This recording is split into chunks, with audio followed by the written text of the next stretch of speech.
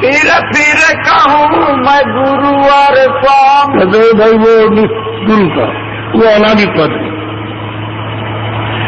वो पहले भी वैसे अकेला और अब भी, और ये विस्तार से अपनी मौज मर्जी से किया है, वो सच्चा। बोलो क्यों कर करूं बखान महिमा बाए उस धाम। अब जो सूरत वहां पहुंच गई वो कहती है कि मैं कैसे बखान करूं, जो रूप है, जो उसका रंग है, जो कुछ है, तो कैसे बखान करूं।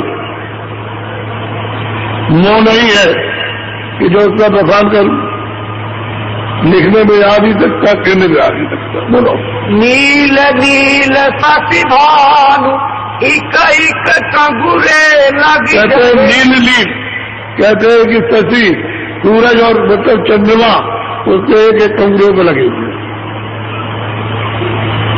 जहाँ उनका विराजमान बैठक है वो ये।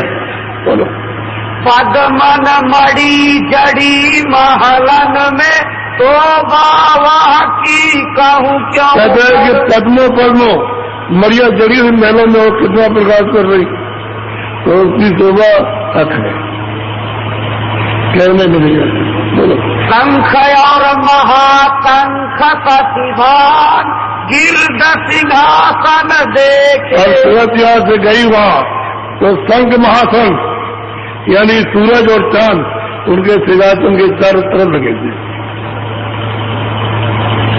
कौन वर्णन करेगा, कैसे करेगा, जाएगा तो इशारे करे, ये सारे हैं, इसलिए वो कह नहीं सकता, लिख नहीं सकता। जो यहाँ से पहुंचा और जो संत जाते हैं वो बताते। जब स्वरूप स्वामी ने धारा तो बाबा की अतः अपार। कहते हैं जो स्वरूप जो उनका उन्होंने धारण किया उसकी शोभा हक है, और न किसी ने कहा, बस इतना ही कहा कि वो स्वरूप। बोलो क्या दृष्टांत देऊं मैं सही गिनती भी बाकी नहीं। पहुंचने वाली कहती है कि हमने जो कुछ भी दृष्टांत निशान जो आपको बताया वो छोटा बताया आपको, वहां तो बहुत कुछ है, तो गिनती आगे खत्म हो जाएगी। इसलिए सूरज चांद उसके एक रूप में लगे थे। किसी मुल्क में भी कोई गिनती हो, जितनी भी गिनती हो सब खत्म, वो कह नहीं सकते कितने सूरज चांद। चलो यह आरत मैं बढ़ की कही कसबर अब मेरी भाई। भाई आरत गुरु की कृपा हो गई, उन्होंने ही हमको बताया और हम वहां पहुंच करके हम सच्ची हाल और कह लगे मैं तो मीडी का पैर आगे हो, अब काल से जीत, अब कभी वहां नीचे नहीं आना। नगरिया झांक रही ये है शोभा मालिक, जो कहने में नहीं आएगी, लिखने से नहीं आएगी, और ये जितने भी आपको बताया नीचे से ऊपर तक वो सब इशारे संकेत है, कह नहीं सकता। वो सूरज जब जाएगी और अपने बोध में, अपने ज्ञान में, अपने प्रकाश में जब उसके सामने खड़ी होगी और उसको देखेगी तो कितना प्रकाश सूरज का होगा, कि जीवात्मा का एक रूह का जो यहाँ बैठी है उसका कितना प्रकाश होगा, तब उस प्रकाश को बर्दाश्त कर सकती है। ऐसे बर्दाश्त नहीं कर सकती इतना प्रकाश। छोटा मोटा प्रकाश हो तो आपकी बाहर की आंखें बात नहीं करती है, तो वो तो इतना प्रकाश, उसके बारे में बड़ी आंख होगी और बड़ा प्रकाश होगा तब सहन कर पाएगी, ऐसे नहीं करेगी। तो सूरत वहां से आई है, धीरे धीरे धीरे धीरे पर्दों में होकर के आई और कम होती आई, और जब पर्दे जब पड़ गए तो छोटी आंख हो गई।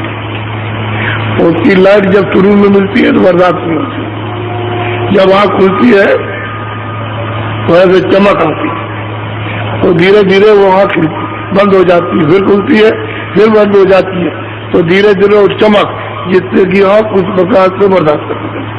शब्द भी ऐसा ही आता है कि थोड़ा शब्द सुनाई दिया बस, थोड़ा सुनाई दिया, थोड़ा सुनाई दिया, फिर अगर एक आध आने लगे तो तुम खत्म हो जाओगे। उसी समय बर्दाश्त नहीं कर सकते हो तो बस बकोगे और पागल हो जाओगे। धीरे धीरे धीरे धीरे धीरे धीरे बर्दाश्त हो जाता है। इतना शब्द है, इतनी आवाज है, ये घंटे घड़ियाल जो बजते इतनी आवाज से बजते हैं, जब ये कान के पर्दे खुल जाएंगे और उनके सामने जब खड़े होंगे तो इतनी आवाज है कि आप यही कहोगे नीचे लोगों से बर्दाश्त नहीं होगा। हमें तो सहन शक्ति आ गई और प्रकाश बढ़ गया, शक्ति ताकत बढ़ गई और बड़ा रूप हो गया, और फिर सूक्ष्म होता उसमें सूक्ष्म रूप में पहुंच गई तो वो तो फिर बर्दाश्त कर लेती, लेकिन ये रूप रहेगा ये आगे रही बर्दाश्त नहीं होगा। अब आपको ये सबूत मिला कि कलयुग में इसी में रहते हुए और जीवों ने उस मालिक को पाया। जितने दृष्टांत चाहो हम आपको सब दे देंगे ताकि आपको ये यकीन हो जाए कि हम लोग भी कलयुग में प्राप्त कर सकते हैं। और जब तक कोई सबूत नहीं मिलता है तब तक आप लोग यही कहते हो कहाँ लिखा है और किसने कहा और किसने देखा, ये कहते वहां तो सबने कहा न रामुत का वेद जानते न किस जानते, न योगी जानते न योग जानते, कोई भी उसका वेद नहीं जानता सिवाय संतों के, और वहां कोई जा भी नहीं सकता। जब तक कि वहां के आने वाले संत सदगुरु नहीं मिलेंगे तब तक वहां कोई नहीं जाता। तो कैसे आप समझोगे उसको? ये कोई खेल और तमाशा तो नहीं है, सच्चा सनातन विज्ञान है आज घर का, जहां से ये सब हुआ वही का ये वेद है, लेकिन वो संतों से मिलेगा। और संत उसी वो कहते हैं जो वहां पहुंचा, जो उसने उसका दीदार दर्शन किया उसका नाम संत है। बाकी और किसी को संत नहीं कहते। आप कहने लगो किसी को, बकरी को भी आप संत कहने लगो, कुत्ते को भी आप संत कहो, लेकिन संत नाम उसका, और वो जीव को रास्ता बता के ले जाओ पहुंचा दे तो आपको नामदान दे। ये तो एक छोटा सा प्रमाण आपको दे दिया।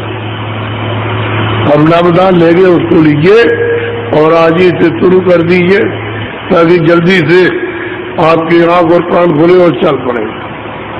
इसमें औरों की तरह से कमी मत रखिए, जैसे और काम धन कमाने के लिए आप शौक से करते हो, लगन से, बड़ी तेज रफ्तार से कि जल्दी से जल्दी हमको मिल जाए, तो इसी तरह से इसको भी कि जल्दी से जल्दी